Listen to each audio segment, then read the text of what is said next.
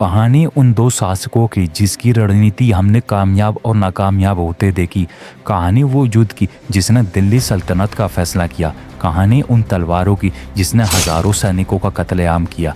कहानी उस रात की जिसने गंगा नदी के पानी को खून के लाल रंग से रंग दिया गया।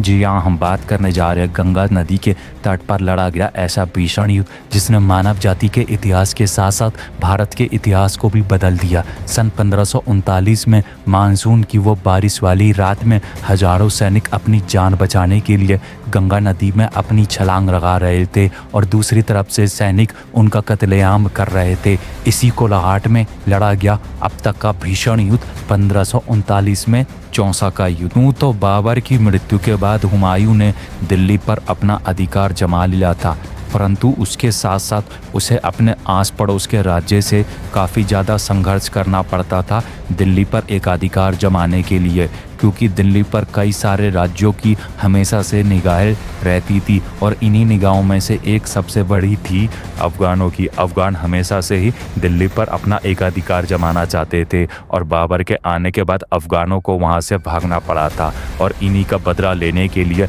अफ़गान हमेशा से ही दिल्ली पर आक्रमण करते थे और इन्हीं में से एक सबसे बड़ा आक्रमणकारी था शेर शाह सूरी। शेर शाह सूरी हमेशा से ही चाहता था कि वह दिल्ली पर अपना एकाधिकार जमा ले और इन्हीं एकाधिकार जमाने के लिए उसने पूर्वी भारत में कई सारे राज्यों को अपने अधिकार में जमा लिया था और हुमायूं भी उत्तर भारत में कई सारे राज्यों को जीत चुका था। और अब एक तरफ हुमायूं जो कि अब वो भी पूर्वी भारत की ओर बढ़ रहा था और शेर शाह सूरी भी अब वो चाहता था कि वह उत्तर भारत की ओर अपना राज्य को फिर से तरफ हुमायूं जिसे अपनी सल्तनत विरासत में मिली, तो वहीं दूसरी तरफ शेर शाह सूरी जिसे अपनी सल्तनत को बनाने के लिए कई सारे युद्ध लड़ने पड़े। एक तरफ हुमायूं जो कि पूर्वी भारत की ओर आगे बढ़ता जा रहा था, जिसमें आगरा, कन्नौज और बुलंदशहर जैसे और फतेहपुरी सीकरी जैसे कई सारे राज्यों को उसने अपने अधीन कर लिया था।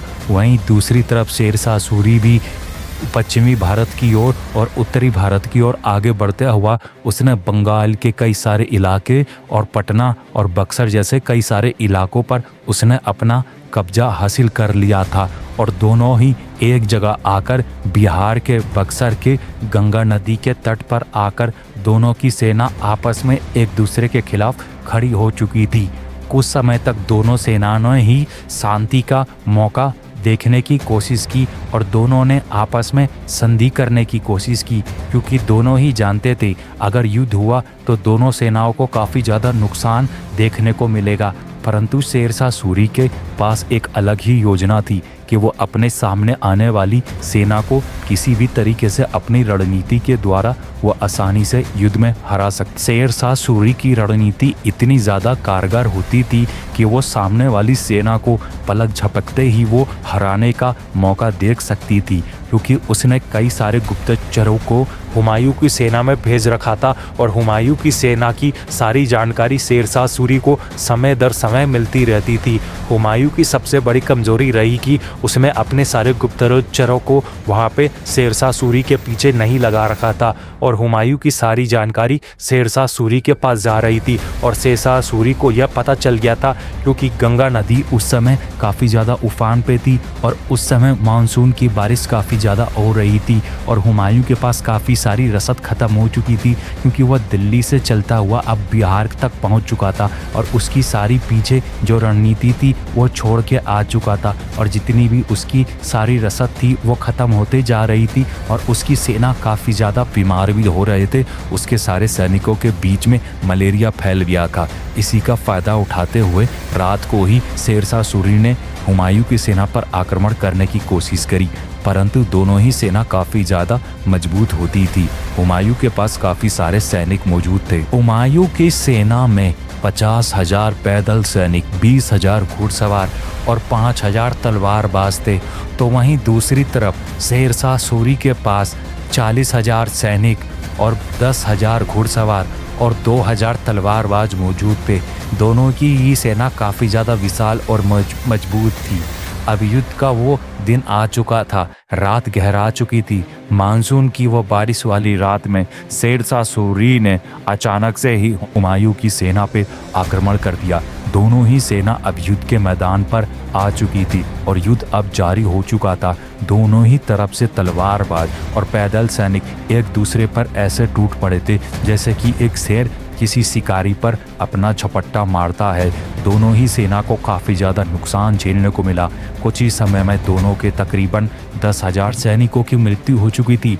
कई सारे सैनिक अपनी जान बचाने के लिए गंगा नदी में छलांग लगा रहे थे।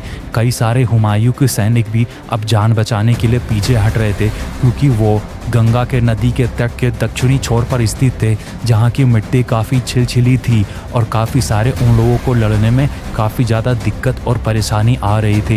इन्हीं दिक्कत और परेशानी के चलते हुमायूं की सेना ने अब पीछे हटने की कोशिश करी, परंतु वह ऐसा ना कर सकी और शेरशाह सूरी की सेना ने उन पर एक तरफ से हमला करके उसे काफ़ी ज़्यादा घायल कर दिया था और उसके कई सारे सैनिक गंगा नदी में छलांग लगाने लगे अपनी जान बचाने के लिए। वहीं दूसरी तरफ से शेरशाह सूरी के सैनिक भी गंगा नदी पर कूद गए हुमायूं की सेना पर आक्रमण करने के लिए। अब गंगा नदी पूरे खून के लाल रंग से रंग दी गई थी।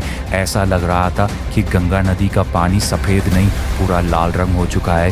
पूरी रात भर यह युद्ध चलता रहा। मानसून की बारिश वाली रात में जब सुबह हुई तो हुमायूं को काफ़ी ज़्यादा नुकसान हो चुका था। अब उसने यहाँ से भागना ही अपना समझा, क्योंकि अगर वो नहीं भागता तो उसे वह जान से उसकी बाजी जा सकती थी।